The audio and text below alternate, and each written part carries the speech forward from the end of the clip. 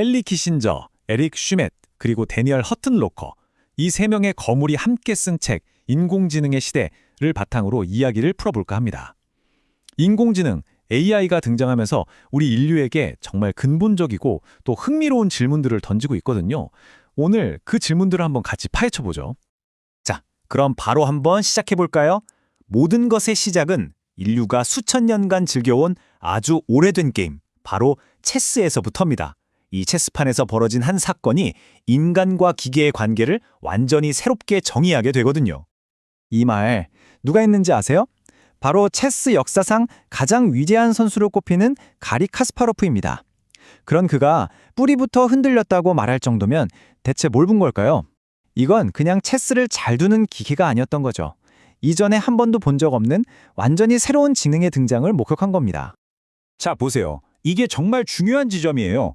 왼쪽의 기존 AI, 스톡피쉬는 뭐랄까, 인간 체스 고수들의 모든 기보, 모든 전략을 달달 외운 수제 같은 느낌이죠. 근데 오른쪽의 알파제로는 달라요. 얜 그냥 체스 규칙만 알려줬더니 혼자서 두면서 인간이 수백 년 동안 쌓아온 전략을 뛰어넘는 아예 새로운 수를 창조해낸 겁니다. 계산기가 아니라 창조자가 나타난 거죠. 이건 이제 그냥 도구가 아니에요. 우리와는 전혀 다른 방식으로 생각하는 새로운 파트너가 등장했다는 신호탄입니다. 4시간. 이게 뭘 의미할까요? 알파제로가 인류 체스의 모든 역사를 배우고 그걸 뛰어넘어서 세계 챔피언 수준이 되는 데 걸린 시간입니다. 단 4시간 만에요. 인간이 수백 년에 걸쳐 이룩한 지식의 탑을 단 4시간 만에 쌓고 심지어 더 높이 올라간 거죠. 정말 압도적이지 않나요? 이게 그냥 체스판 위에서만 벌어지는 일이라면 신기하네 하고 넘어갈 수도 있겠죠. 근데 아닙니다. 실제로 AI는 인간의 눈으로는 절대 볼 수 없었던 분자의 특성을 파악해서 할리신이라는 새로운 항생물질을 찾아냈어요. 이건 뭐냐면 AI가 이제 우리 인간의 감각과 인식의 한계를 뛰어넘어 우리가 보지 못하는 현실을 보고 있다는 뜻입니다. 우리에게 새로운 눈이 되어주는 파트너가 생긴 거예요. 자, 그럼 이런 새로운 방식의 생각이 인류 역사 전체에서 봤을 때 과연 어떤 의미를 갖는 걸까요? 한번 거시적인 관점에서 이 변화를 짚어보죠. 인류의 역사를 돌아보면요, 우리는 늘 무언가를 통해 세상을 이해하려고 했어요. 고대에는 이성으로, 중세에는 신앙으로, 그리고 계몽주의 시대를 거치면서는 다시 인간의 이성이 모든 것의 중심이 됐죠. 이게 수천 년간 이어진 인류 지성의 역사입니다.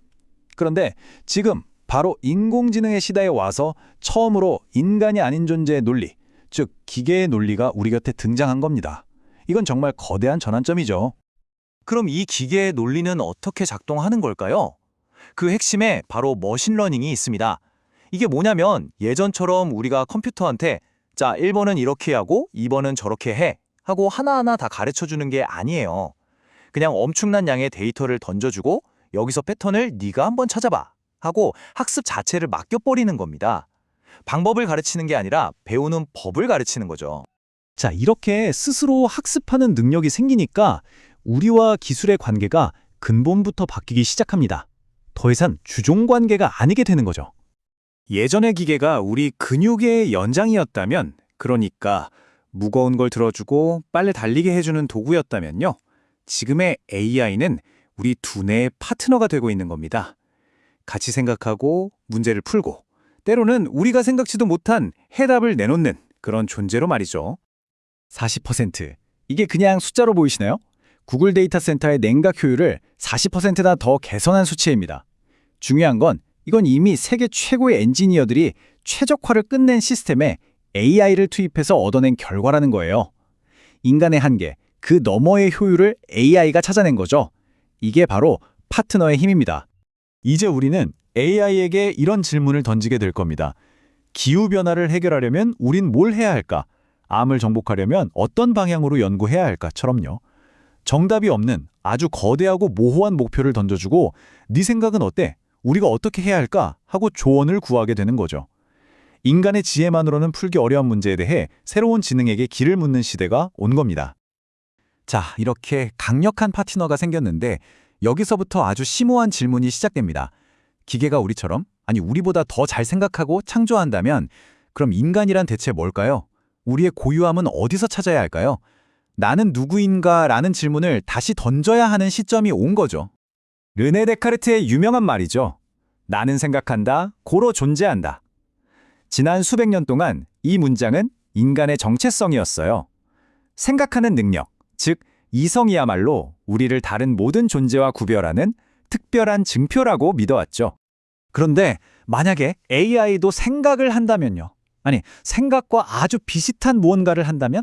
그럼 우리는 어떻게 되는 거죠? 생각하는 능력이 더 이상 인간만의 전유물이 아니라면 우리는 과연 누구라고 말할 수 있을까요? 이건 정말 우리 존재의 근간을 뒤흔드는 아주 낯설고도 중요한 질문입니다.